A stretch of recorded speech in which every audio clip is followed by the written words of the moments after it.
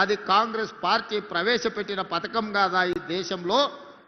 ఇయాల రాజీవ్ ఆరోగ్యశ్రీ పేదవాడు ప్రాణాలు పోతుంటే కాపాడుకోలేని పరిస్థితి. ప్రతి పేదవాడు నిస్సహాయంగా తన తండ్రో తన తల్లో కళ్ళ ముందే చచ్చిపోతుంటే కార్పొరేట్ హాస్పిటళ్లకు బిల్లులు చెల్లించలేని పరిస్థితి.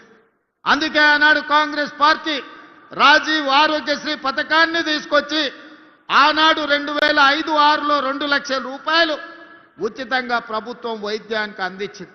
ఇవాళ పథకమే కదా 10 లక్షల రూపాయలు ఈరోజు రాజీవ్ ఆరోగ్యశ్రీ పథకం రూపంలో ఈరోజు పేదలకు మనం అందిస్తున్నాం కదా. అందుకే మిత్రులారా, ఇవాళ ఏ పథకమైనా తీసుకోండి, డబుల్ బెడ్రూమ్ ఇల్లు కావచ్చు, లేకపోతే సన్న బియ్యం కావచ్చు, లేకపోతే ఈనాడు పేదలకు అందిస్తున్న 200 యూనిట్ల ఉచిత కరెంటు కావచ్చు, రైతు రుణమాఫీ కావచ్చు, రైతు భరోసా కావచ్చు, ఆడబిడ్డలకు ఆర్టీసీలో ఉచిత బస్సు ప్రయాణం కావచ్చు. ఇవాళ ఇవన్నీ మన ప్రభుత్వం అమలు చేస్తున్న పథకాలే కదా. 2 సంవత్సరాలు పూర్తి చేసుకున్న సందర్భంగా మున్సిపల్ ఎన్నికలు వచ్చినాయి. ఈ మున్సిపల్ ఎన్నికల సందర్భంగా నిన్న ఒక ఆయన ఢిల్లీ నుంచి వచ్చిండు. లావు మనగాడు లడాయికి పోతేనంట వెనకాల 3 నూకుడు మనగాళ్ళు వచ్చిరట. భారతీయ జనతా పార్టీ అధ్యక్షుడు, జాతీయ అధ్యక్షుడు నిన్న పాలమూరుకు వచ్చిండు. ఆయన వెనకాల కిషన్ రెడ్డి, బండి సంజయ్, డీకే అరుణ గారు ఆయన వెనకాల పోయారు. మరి నేను అడుగుతున్నా, ఈరోజు కిషన్ రెడ్డి గారిని, బండి సంజయ్ గారిని, డీకే అరుణమ్మ గారిని మీ జాతీయ అధ్యక్షుడిని తీసుకొచ్చింది కదా, మాకేం అభ్యంతరం లేదు. మోడీ గారిని, అమిత్ షా గారిని, మీ నాయకులు ఎంతమంది ఉన్నారో ఢిల్లీ మొత్తం, దేశం మొత్తం ఉన్నోళ్ళ అందరినీ తెలంగాణ రాష్ట్రంలో మున్సిపల్ ఎన్నికల ప్రచారానికి తీసుకురండి. ఒక్క మున్సిపాలిటీ అయినా మీరు గెలుస్తారేమో మా కాంగ్రెస్ పార్టీ కార్యకర్తలు చూసుకుంటారు. మా కాంగ్రెస్ పార్టీ కార్యకర్తల సత్తా ఏందో ఇవాళ బీజేపీ వాళ్ళకు చూపిస్తారు. నేను అడగదలుచుకున్న బీజేపీ జాతీయ అధ్యక్షుని 2014లో నరేంద్ర మోడీ గారు మా మహబూబ్నగర్ జిల్లాకు వచ్చినప్పుడు పాలమూరు రంగారెడ్డి ఎత్తిపోతల పథకాన్ని జాతీయ ప్రాజెక్టుగా చేస్తాము అని అన్నాడు. 3 సార్లు మోడీ గారు ప్రధానమంత్రి అయ్యాడు. 12 సంవత్సరాలు బీజేపీ అధికారంలో ఉంది. మీకు చేతులు రాలేదా? పాలమూరు రంగారెడ్డి ఎత్తిపోతల పథకాన్ని జాతీయ ప్రాజెక్టుగా ప్రకటించాలన్న ఆలోచన కానీ మీకు దేవుడు ఇవ్వలేదా అని నేను అడుగుతున్నా. ఇవాళ కాళేశ్వరం ఇవ్వలేదు, జాతీయ ప్రాజెక్ట్ ఇవ్వలేదు, మెట్రో రైలు ఇవ్వలేదు, మూసీకి నిధులు ఇవ్వలేదు, రీజనల్ రింగ్ రోడ్డు పూర్తి చేస్తామని చెప్పలేదు. మరి ఏమి ఇవ్వడానికి మీ జాతీయ అధ్యక్షుడిని తీసుకొచ్చిరని నేను అడుగుతున్నా.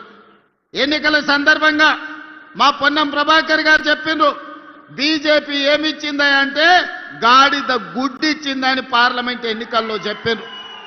ఇవాళ నిజంగానే బీజేపీ జాతీయ అధ్యక్షుడు తెలంగాణ రాష్ట్రానికి వచ్చేటప్పుడు గాడిద గుడ్డు తీసుకొచ్చిండు తప్ప ఆనా పైసా కూడా ఇవాళ ఇవ్వలే. ఏ మొహం పెట్టుకొని 12 ఏళ్ల తర్వాత కూడా నరేంద్ర మోడీ గారు ఇచ్చిన హామీ పాలమూరు రంగారెడ్డి ఎత్తిపోతల జాతీయ ప్రాజెక్టు ఇవ్వకుండా, మెట్రో రైలు 2వ విడత ఇవ్వకుండా, మూసీ ప్రక్షాళనకు నిధులు ఇవ్వకుండా, రీజనల్ రింగ్ రోడ్డును కట్టుకోవడానికి అనుమతులు ఇవ్వకుండా ఏ మొహం పెట్టుకొని ఇవాళ బీజేపీ వాళ్ళు ఇవాళ ఓట్లు అడగడానికి వచ్చిందని నేను అడుగుతున్నా. ఇవాళ సూటిగా నేను అడుగుతున్న బీజేపీ నాయకులను, బీఆర్ఎస్ బీజేపీ బంధం ఫెవికాల్ బంధం కాదా? వీణా వాణి బంధం కాదా? మీ శరీరాలు వేరైన మీ తలలు ఒక్కటే కాదా? మొన్న జరిగిన పార్లమెంట్ ఎన్నికల్లో బీఆర్ఎస్ చచ్చే అవయవదానం చేసింది. ఎక్కడైనా ప్రమాదంలో ఎవరైనా చావు బతుకుల మధ్యలో ఉంటే వాళ్ళు సంతకం పెడతారు, నా మరణానంతరం నా కిడ్నీలు దానం చేస్తున్నా, నా మరణానంతరం నా కళ్ళు దానం చేస్తున్నా అని మనం అవయవదానం చేసేటోళ్ళని చూసినాం. కానీ బీఆర్ఎస్ దరిద్రమేందో పార్లమెంట్ ఎన్నికల్లో మా ఓట్లు మా సీట్లు బీజేపీకి దానం చేస్తున్నామని 8 మంది ఎంపీ సీట్లను బీజేపీ వాళ్ళని గెలిపించింది బీఆర్ఎస్ వాళ్ళు కాదా? ఒక్క సీటు కూడా గెలవలే. 8 సీట్లలో బీఆర్ఎస్ వాళ్ళ డిపాజిట్లు పోయినాయి. మరి ఇవాళ 8 పార్లమెంట్ సీట్లలో డిపాజిట్ పోయిన బీఆర్ఎస్ వాళ్ళు మేమే గెలుస్తామని రంకెలేస్తారు. డిపాజిట్లు రాని బీఆర్ఎస్ సన్నాసులు రేపు మున్సిపల్ ఎన్నికల్లో ఎట్లా గెలుస్తారని నేను అడుగుతున్నా.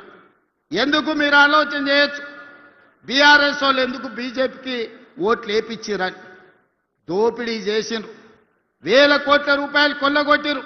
ఇవాళ బీజేపీ జాతీయ అధ్యక్షుని, హోంశాఖ సహాయ మంత్రిగా పనిచేస్తున్న ఈ జిల్లా పార్లమెంట్ సభ్యుడు బండి సంజయ్ గారిని కిషన్ రెడ్డి నేను సూటిగా అడుగుతున్నా.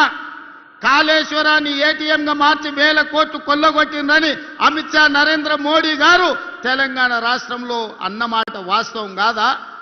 ఇలా కాళేశ్వరం మీద కమిషన్ వేసి అవినీతి లెక్కలు తేల్చి వీళ్ళని అరెస్టు చేయండి అని రాష్ట్ర ప్రభుత్వం శాసనసభలో చర్చ చేసి కేంద్రానికి పంపిస్తే సిబిఐ విచారణ ఈ రోజు వరకు ఎందుకు మొదలు పెట్టలే?